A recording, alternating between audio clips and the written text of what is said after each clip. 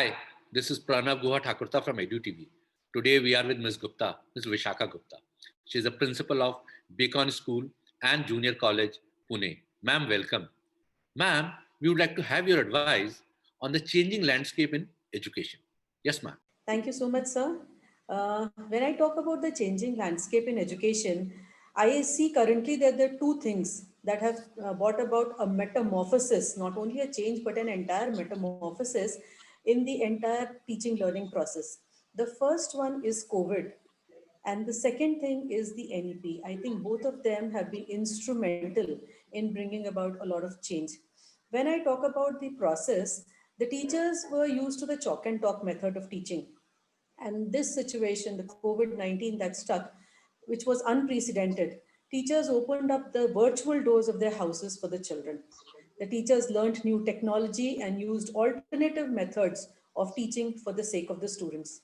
I think a new term was coined during this time, that is blended learning.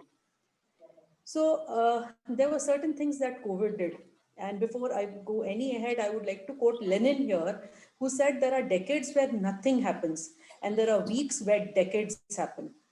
So I think this situation that struck us in March, within weeks, within days, teachers adapted and adopted new methods of teaching because none of them were ready to compromise the compromise upon the education of their students. So COVID has woken up the system from its slumber.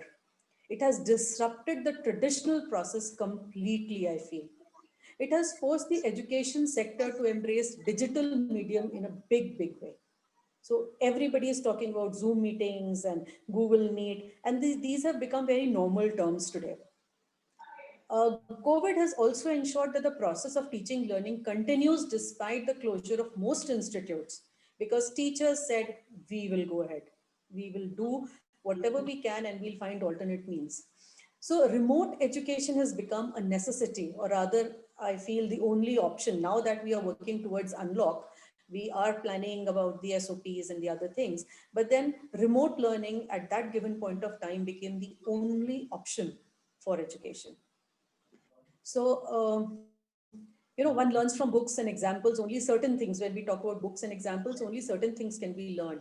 But when actual learning requires that we do those things, and this was a time for both the teacher and the taught to actually put things into action and do them.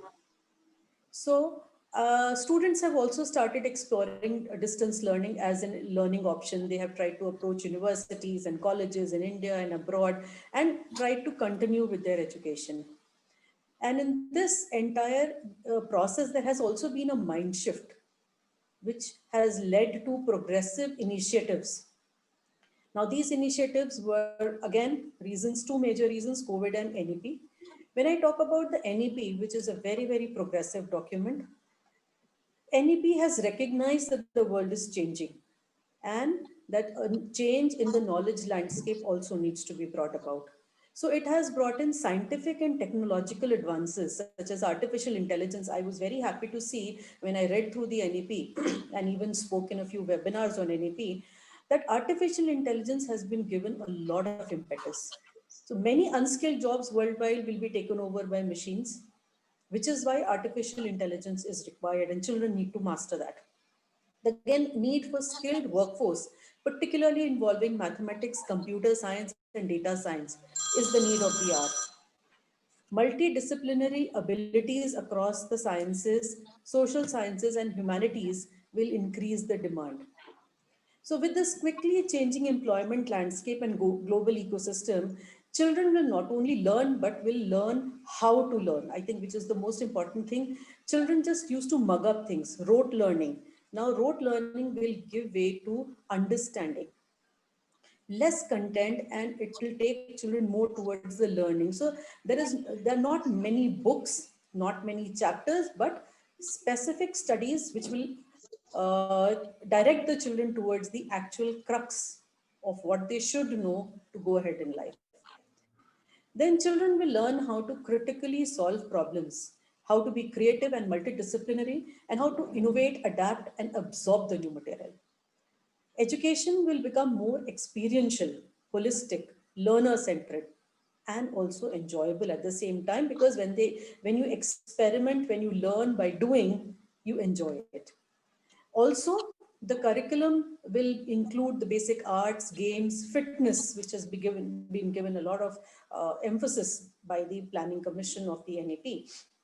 Languages, literature, culture, and values have been stressed upon, very highly stressed upon. So this will also bring a shift, because people will learn to recognize and respect the diversity of the country. They would learn from the various cultures. They would learn from various places that they go, because that would be a part of their learning. So from the very grassroots level, the national education policy has been drafted in a way where respect for the nation is ingrained at the preliminary stage. Then character building has been given a lot of importance, because it will be used for the gainful fulfillment of employment. Then developing the creative potential, the numeracy and literacy has been stressed upon, critical thinking and problem solving. So these are various life skills that have been that will be instilled into students, which will again bring a shift in the way education used to be and how it will be.